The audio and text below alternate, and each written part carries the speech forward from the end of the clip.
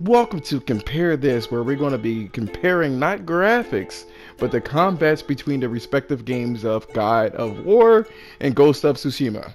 Let's go.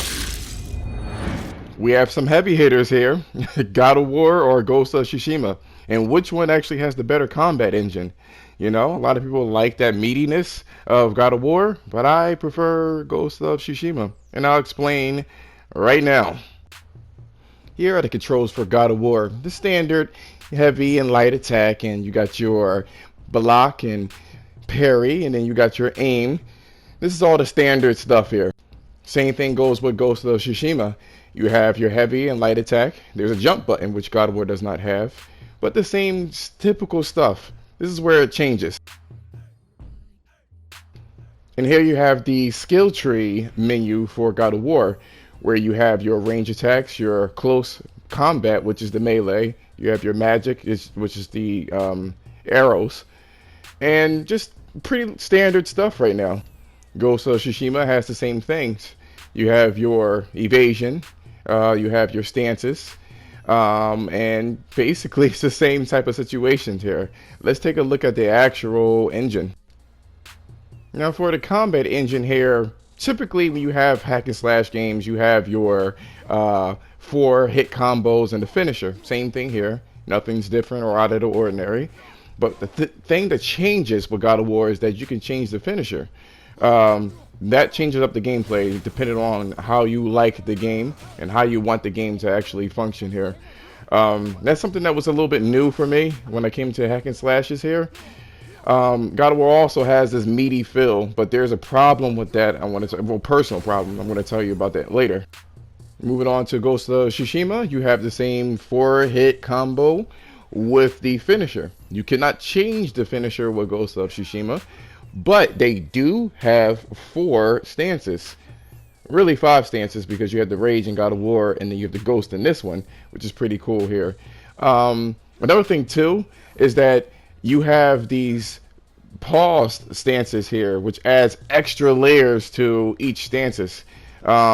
Really love what they're doing there. It's pretty cool stuff, really good. Let's take a look at it in action. This is where it gets good.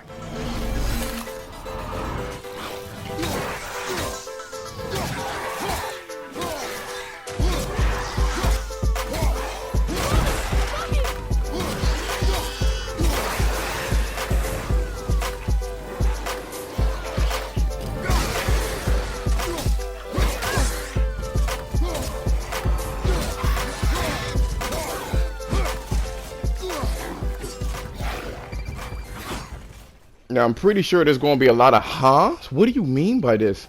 The thing that I really don't like about God of War is, well, there's a couple of different things. One of the things is that the camera is too close. There should be a more dynamic camera. I don't like the arrows kind of pointing me to where danger is. Just pull the camera back. I understand that they wanted to do the single shot situation. I just wasn't interested in that. I don't like it. It's too claustrophobic for me. Kratos is a very weighty person, so you know when an enemy starts to surround you, it causes issues. You know what I mean? Not only that, you can see some of the issues here. Not only that, but the animations are definitely meaty. I love the animations, beautiful animations and everything. But the enemies, especially on the harder difficulty, seem to be like sponges. I mean, these are easy enemies, but the other harder enemies, you can't lift them. At first I was like, okay, God of War seems to be like a juggling type game. You have to lift them up in the air and do some other, and then continue the combo. But some enemies you just can't. And they just eat hits. And the way that your meaty combat hits doesn't correlate to what the enemy is doing. And that's what I don't like about God of War. Now let's take a look at the combat with Ghost of Tsushima.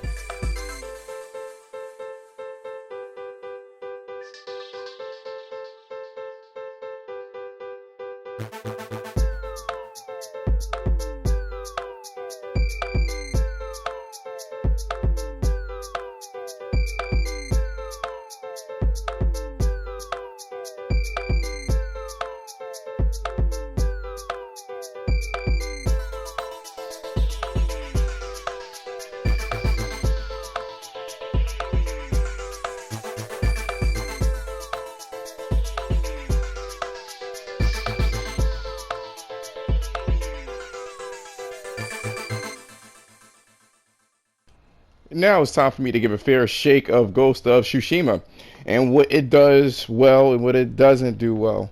One of the things that it does well, which is going to be controversial, is I know there's camera issues, but I love the spatial awareness that they give you because of the crazy field of view. Um, and I didn't notice, to be honest, um, when things get heavy or you're running away, the camera pulls back even more so you can get a wide scope of what's going on. I didn't know that, and that's what causes the issues. Um, One of the issues that people would say, issues with the cameras, by the way, one of the issues that what people say with the Ghost of Tsushima is that there's no lock on.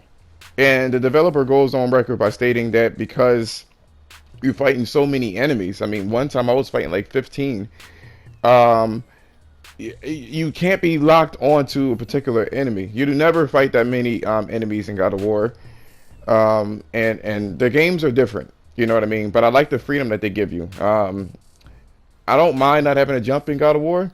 I have no problem with not having to jump in God of War. I have no problem with that. So that's not the issue. But I do like the feeling of jumping and slicing, and then you jump over characters, jump over attacks.